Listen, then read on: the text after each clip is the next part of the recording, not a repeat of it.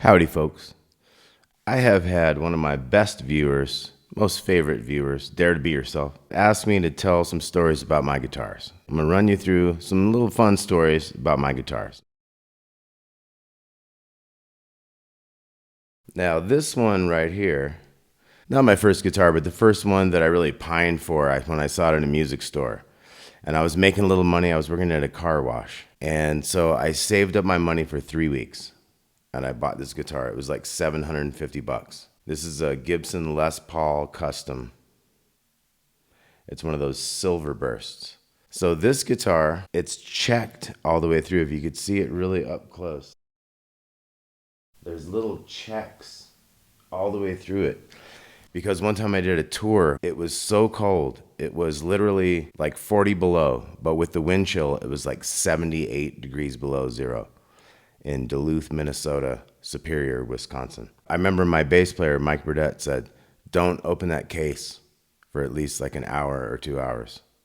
I was like, "Dude, we got sound check. I gotta practice and stuff." He's like, "If you open that case, your whole guitar will just be like," so that kind of cold weather really can damage these guitars. This is one of those, you guys saw that Black Sabbath concert? You got that cat from Tool, Adam Jones, right? He loves these silver bursts. But I've always loved this one. This has been one of my favorite guitars of all time. I mean, this is the one where it was like, this was really my first real guitar. And I played this guitar primarily with the Jimmy Van Zant band, which was like a Lynyrd Skynyrd cover band, 91 to 95. Okay, we were based out of Las Vegas. We did a lot of touring. This was the guitar that I really cut my teeth with. I had a fret job done on this guitar, and it came out with these marks, like nasty vice grip marks on the back of this neck.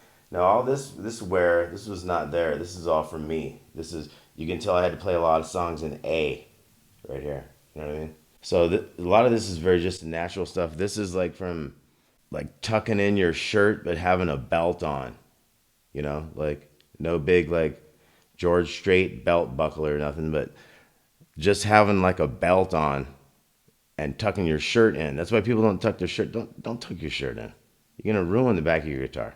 What's more important? And then people, they got to put these like fake little foamy whatever, you know, like little plastic, you know, shields on there so they can bang their belt buckle against it. I mean, I'm not really into that, but that's just me. Whatever, to each his own. When you get up here in like the 18th fret, it's just it starts to kind of pink out, you know, like peter out a little bit. And I've had people try to mess with it, but this is my baby. This is Gibby. All right, this is a Gibson Les Paul Studio. This burgundy gold hardware. This one has been added in some Graphtec saddles. These are really good saddles for not breaking strings. I was breaking strings, whatnot. I put these in there. Fantastic. Now I had a couple of guitars. I had a J Tercer guitar with a cool serpent inlay on the neck, but you could not get these Graphtec saddles for it. It was not a size that worked, and it broke strings. I remember having to borrow a string from Brian Jordan from Carl Denson's Tiny Universe in Florida one time. I was like, "I know you got some of them 11s. I'd be breaking these strings real bad, man." He's like, "I got you, bro." I appreciate it, Brian Jordan, once again. So anyway, this is a Gibson Les Paul Studio. I got this in 94. This one has an interesting story. So it doesn't have a pick guard anymore. I still have it somewhere. But this pick guard broke on stage at the Apollo Theater. I was getting ready for my solo and doing it to death. I was chanking along, doing my thing. All of a sudden, snap. It must have been getting ready to go, and it just snapped. So it's connected down here. Your pick guard is now like flying up here, floating, and in the way. Like you can't like chank with that. And my solo's coming. It's the Apollo Theater. Very important show, to say the least. So I just took the thing and I just did this until it broke. And I threw it on the ground on the stage. And I knew that there was going to be dust under there. So I took my suit coat, the end of my suit coat, and I rubbed it on there to get that dust off, because I know there's cameras everywhere. So I pulled that thing out of there, got it out of the way, cleaned off the dust. And next thing I know, James Brown called me for my solo for doing it to death. And here we go.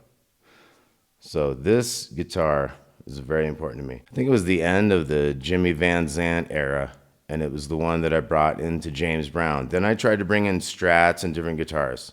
So we're gonna get into those now, but this is the one that was called Matilda. Because James Brown would say, "What's your guitar called?" You know, Lucille, and he would say, "What's your guitar called?" And my buddy Keith Jenkins, he said one time, like Brunhilde or something, just to be, he would come up with a different one to be silly. I think one day I said Matilda because he had said that he used that once or something just to crack James Brown up. He said, "Oh, Matilda, that's a strong name," and then jokes ensued, and then the guitar was called Matilda. So this is Matilda, Brunhilde, whatever you want to call her. Okay, then I tried to bring this thing in. The John Scofield, Medeski Martin and Wood era of kind of jazz, fusion, funky, jammy guitar stuff, right? So this is an Epiphone Sheridan. This is around 2000. So I brought this in and played this with James Brown, but it happened to be the date that his other guitarist, Keith Jenkins, was getting married. And he booked a gig on that date anyway. And it was just me and his son. So the guitars were light because of that. And this was the same day I brought this guitar in. And he was like, "It's too light, son. You need to bring the heavy box back," kind of thing, So this is an excellent guitar though. This is really fun for jazzy type stuff, and this is an Epiphone Sheridan, like I said. It's got the beautiful headstock thing and all the nice frets. This is a great guitar. Okay, and I got those replacement saddles from Graphtec for this one too. All right, then I got this Fender Stratocaster. Okay, this is like the Blackie, like the Eric Clapton or the Dave Gilmour. So this is like a 2002 or 3. Haven't tracked this one down yet. I'm sure I can get you guys to figure it out for me. Let's see. It's a Z3144537. Tell me what's up. But this is an American Strat, and this is the one I played for the last 3 years with James Brown. Played Royal Albert Hall with this. Played lots and lots of gigs with this. Went on to keep playing this with my band after I wasn't with James Brown, and did all kind of crazy stuff, throwing it around. It's got a lot of kinks and scratches and stuff that just came from being rude to it, but it's my good road warrior. Also has the Graphtec saddles, right? So more on this one at a later date. This one is my most recent Stratocaster. So this is a Mexican model and has a broken string right now. We can find it. There we go. This one has the whammy bar. I avoided the whammy bar for 30-something years because I'm like, learn how to play. Don't be a crutch to a whammy bar. And then I became a crutch to a whammy bar, and it's fun. But now I've made myself go back to the old Strat that doesn't have one, and I'm like, find myself reaching for it. It's kind of funny. So anyway, this is a super nice guitar. I've really been enjoying this one. It's about fretted out, like all the pieces down here. These have all been replaced once, and they're all just ground down again. So it really needs that Graphtec saddle backup. So I'm going to be working on that. So if anybody wants to contribute to the cause for the Graphtec saddles, go ahead and, click that thanks button and whatnot, So anyway, this is a beauty. This one's been a lot of fun for the last 2-3 years. It's a little out of tune because it's got a broken string and whatnot, but okay, so that's been a little bit about my guitars, and I hope you all have a great day. Thanks for hanging out. We'll talk to you soon. Peace out.